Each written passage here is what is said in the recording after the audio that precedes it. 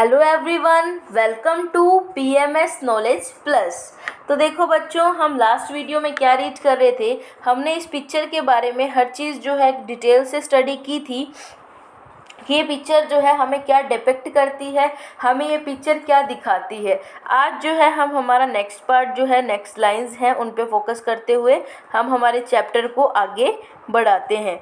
तो देखो बच्चों, हमने लास्ट वीडियो में रीच कर लिया था, as you would recall artist of the time of the French revolution personified liberty as a female figure. Here you can recognize the torch of enlightenment she bears in one hand and the charter of the rights of man in the other.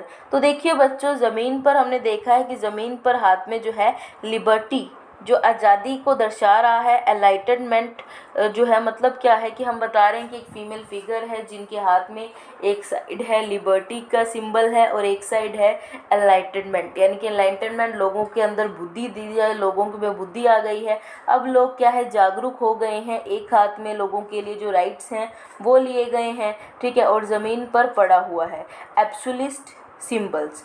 अब absolute symbol हमें यहाँ पे क्या बता रहे हैं, तो absolute का मतलब होता है बच्चों गवर्नमेंट या फिर ऐसा सिस्टम ऑफ रूल्स जिस पर कोई रिस्ट्रिक्शंस ना हो, मतलब राजा की जो मर्जी चाहे वही होगा, ठीक है, सिटीजन के पास कोई भी राइट ना हो। तो ऐसा जो सिस्टम है उसे हम क्या बोलते हैं, एब्सोल्यूटिस्ट सिस्टम। तो आई होप आपको ये जो एब्सोल्यूटिस्ट सिस्टम है ये थोड़ा क्लियर हुआ होगा। एक बार मैं फिर से आपको जो एब्सोल्यूटिस्ट की जो सिंबल है इसको एक्सप्लेन कर देती हूँ कि एब्सोल्यूटिस्ट सिंबल क्या होता है।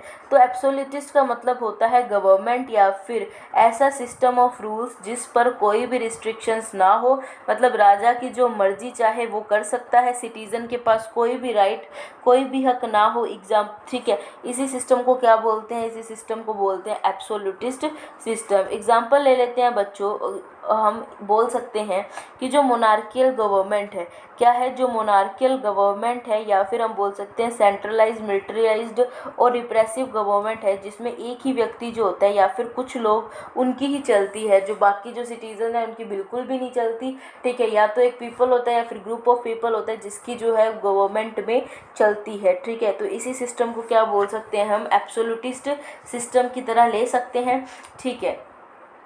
अब क्या है, बाकी के जो लोगों की है, जो बिल्कुल भी बात नहीं सुनी जाती थी, बिल्कुल भी, ठीक है, और एक व्यक्ति अपनी मर्जी से चाहे वो करे, यानी कि अगर किसी पर्सन को कह दिया कि अब जो है ये टाइम रखना है, तो वो जो है पूरा देश वही टाइम फॉलो करेगा। मतलब इस टाइप मैंने आपको थोड़ा एग्जांपल से क्लियर करने की कोशिश की कि एब्सोल्यूटिस्ट सिस्टम एक्चुअल में क्या होता है। तो वो सिस्टम होता है, आपको समझ आ गया होगा एब्सोल्यूटिस्ट सिस्टम। तो जो एब्सोल्यूटिस्ट सिस्टम की जो धज्जियाँ उड़ाई गई ना, मतलब एब्सोल्यूटिस्ट सिस्टम को किसने जो है फेल कर दिया था, तो वो हुआ कि क्या हुआ बच्चों की जो सूरो है, ठीक है। पहली वीडियो में हमने जो है फेडरिक रूसो पढ़ा था, तो वो मेरी थोड़ी सी मिस्टेक होगी मुझसे, वो रूसो नहीं है बच्चों, वो क्या है, सूरो, फेडरिक सूरो। तो फेडरिक सूरो ने अपने यूटोपियन विज़न में दिखाया है, यूटोपियन विज़न दिखाया है, यानी कि यूटोपियन विज़न का क्या मतलब होता है। तो देखिए, यूटोपिया यहाँ पर हमें गिवन है, ठीक है। यूटोपिया का क्या मतलब है, vision of a society that is so ideal that is unlikely to actually exist. अब जो है ये आपको लग रहा होगा कि पता नहीं मैं कहाँ से पढ़ रही हूँ। तो देखो बच्चों, यहाँ पर साफ साफ लिखा हुआ है कि यूटोपिया का क्या मतलब होता है, एक ऐसा विज़न सोसाइटी के लिए जो सच में क्या हो, आदर्श साबित हो, जो सच में आइडियल हो, that it is unlikely to actually exist, और जो है उसको जो है एग्जिस्ट करना बहुत ज़्यादा क्या हो जाए, मुश्किल हो जाए, ठीक है। जैसे हम क्या है कि किसी बहुत ही ऐसी अच्छी चीज़ को इमेजिन करना, ठीक है, जो सचमुच होना बहुत ही ज़्यादा, उस चीज़ का सचमुच होना बहुत ज़्यादा मुश्किल होता है, तो उसे बोलते हैं यूटोपिया। तो आपको ये समझ आ गया होगा। तो यूटोपिया क्या है कि एक विज़न सोसाइटी का जो सच में एक आदर्श की तरह हो, बहुत ज़्यादा कमाल हो, बट उसका होना जो है वो बहुत ज़्यादा मुश्किल हो जाए, ठीक है। तो अब क्या है कि यूटोपिया, तो सूरो जो थे, ठीक है, सूरो जो फ्रेंच आर्टिस्ट थे, ठीक है, उन्होंने क्या किया, अपनी पूरा का पूरा बताया हुआ है अपनी पेंटिंग में लिबर्टी के बारे में। और क्या बताते हैं वो कि ये एक पोजेशन है, क्या है, एक पोजेशन, मतलब जो पूरी यात्रा टाइप निकल रही है। यहाँ पे आपने देख रहे हैं ना कि ये पूरी एक रेलगाड़ी, ठीक है, ट्रेन की तरह जो निकल रहे हैं लोग, ठीक है। तो ये क्या है, उसमें जो लोगों ने अपने हाथों में फ्लैग्स लिए हुए हैं, ठीक है, और वे अपने अपने देशों के झंडे लिए हुए हैं और अपने देशों की कॉस्ट्यूम पहने हुए हैं।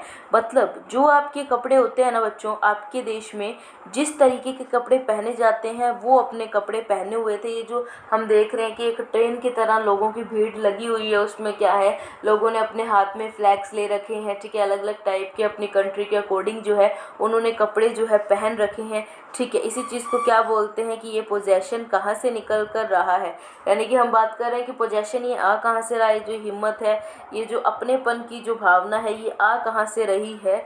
तो अब स्टैचू ऑफ लिबर्टी जो है, उस स्टैचू ऑफ लिबर्टी से आगे कौन कौन से देश निकल चुके हैं। अब यहाँ से आप देख रहे होंगे कि स्टैचू ऑफ लिबर्टी से जो है लोग आगे की तरफ जा रहे हैं, तो कौन कौन निकल चुके हैं, जैसे यूएस और स्विट्ज़रलैंड, ठीक है, स्टैचू ऑफ लिबर्टी से आगे निकल चुके हैं, ठीक है। कौन से देश निकल चुके हैं, यूएस और स्विट्ज़रलैंड। अब देखो ऐसा क्यों है, क्योंकि ये जो दोनों देश है ना बच्चों, वो उन देशों में ऑलरेडी जो है लिबरलिज्म के आइडियाज़, लिबर्टीज़ के आइडियाज़ आ चुके हैं।